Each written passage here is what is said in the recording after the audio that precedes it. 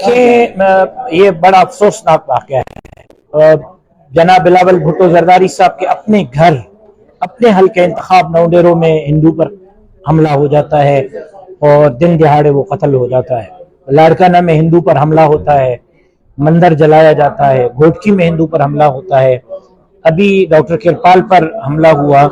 मैं समझता हूँ कि बाकायदा ये एक तासुर दिया जा रहा है बदनाम करने के लिए कि यहाँ अक़लियत के जो है नुमाइंदे वो गैर महफूज हैं। मैं उसकी जितनी भी मजम्मत करूँ वो कम है। मैंने पहले भी कहा था कि अक़लियतों की जान, माल, इज्जत और आबरू के तहफ़्फ़ुज़ को यकीनी बनाना चाहिए। JUI ने उसके लिए हमेशा अपना किरदार अदा किया है और अक़लियतों के साथ खड़ी रही है।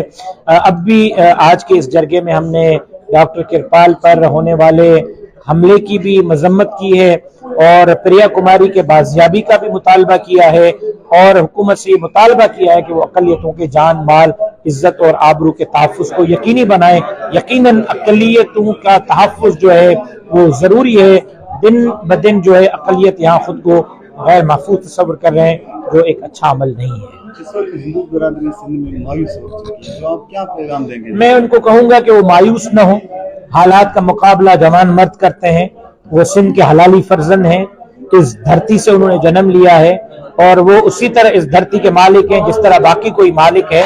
तो वो मायूस न हो, हालात बदलेंगे, ये जुल्म के बादल झटेंगे और इंशाअल्लाह JUI उनके हुकूक के तहफ़्फ़ुज़ के लिए पहले भी खड़ी थी, अब भी खड़ी है। वो जहां बुलाएंगे, जब बुलाएंगे, मेरे मदरसे के उलमा, तलबा, हुफ़ाज़, मेरे कारकुनान, ओहदेदारान उनके मंदिरों की चौकीदारी करने के लिए भी तैयार है।